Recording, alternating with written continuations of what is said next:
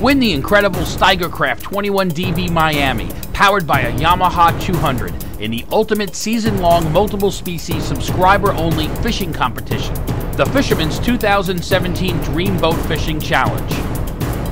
Go to thefisherman.com and enter today.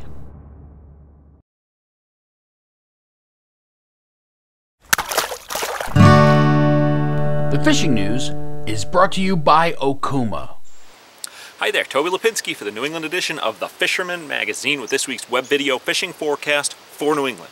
Well, the September issue of the Fisherman is out this week, and it is our annual surf fishing special. And in this month's issue, we have articles on chunking in the surf, improving your bucktail success by using snap jigging technique in the surf. Look at some essential surf plugs, as well as when, where, and how to fish them.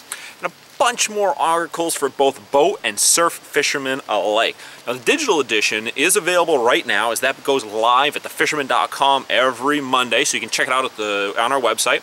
And the printed hard copies are going to hit your mailbox and your local newsstand tackle shop this week, so be sure to check it out. All right, well, let's see. Start off with the reports, as always, in Connecticut. And Dave Anderson, a good friend of mine, regular contributor for The Fisherman, has written about it several times in the past, and I firmly believe that he is correct when he says that the fall run really starts going sometime in August, and because of this, a lot of fishermen miss out on the early push of good fish. To substantiate the theory, a shot of large striped bass were caught in the last few days inside Long Island Sound. Now, I know of at least 2 confirmed 50s, and I received a picture of a nice 45-pound bass landed by Brendan Battiston while fishing off Fisher's Island.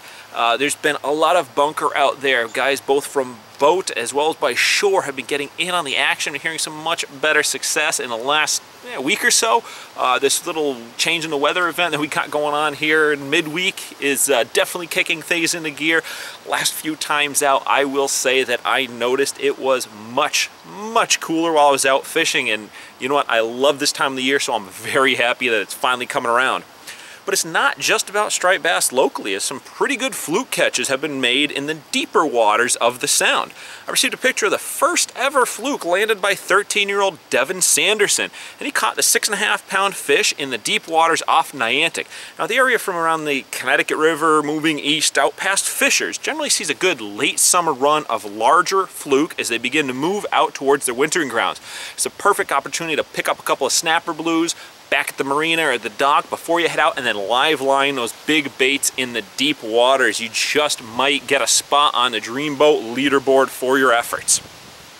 Moving over into Rhode Island, prior to this weather event that kind of rolled through midweek, both sea bass and fluke fishing off the Rhode Island coast was very good.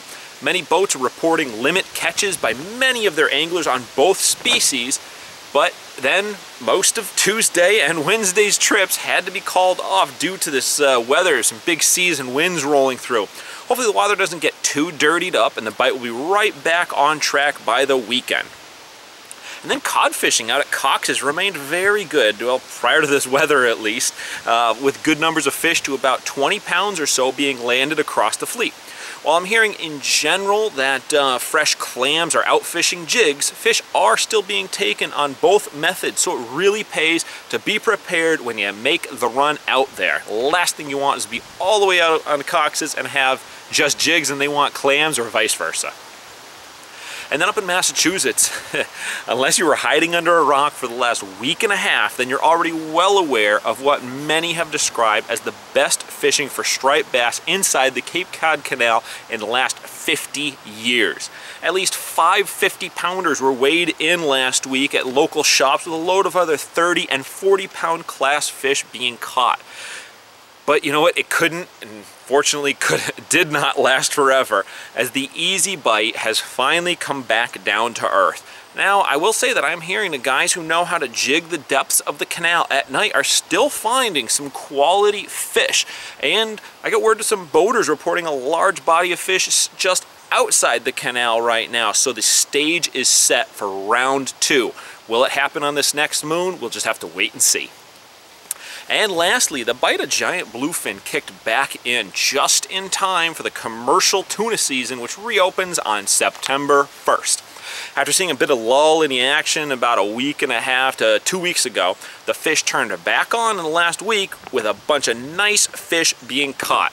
Captain John of Fish Chatham Charters had an outstanding trip last week with his clients boating and releasing a pair of 90-inch class fish and then harvesting a nice fat 63-incher. That is an awesome trip, in anyone's book. Congrats to the captain as well as the crew on that trip.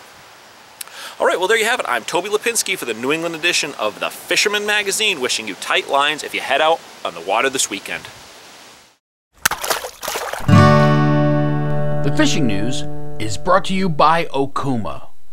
Win the incredible Steigercraft 21DB Miami, powered by a Yamaha 200, in the ultimate season-long multiple-species subscriber-only fishing competition, the Fisherman's 2017 Dream Boat Fishing Challenge. Go to thefisherman.com and enter today.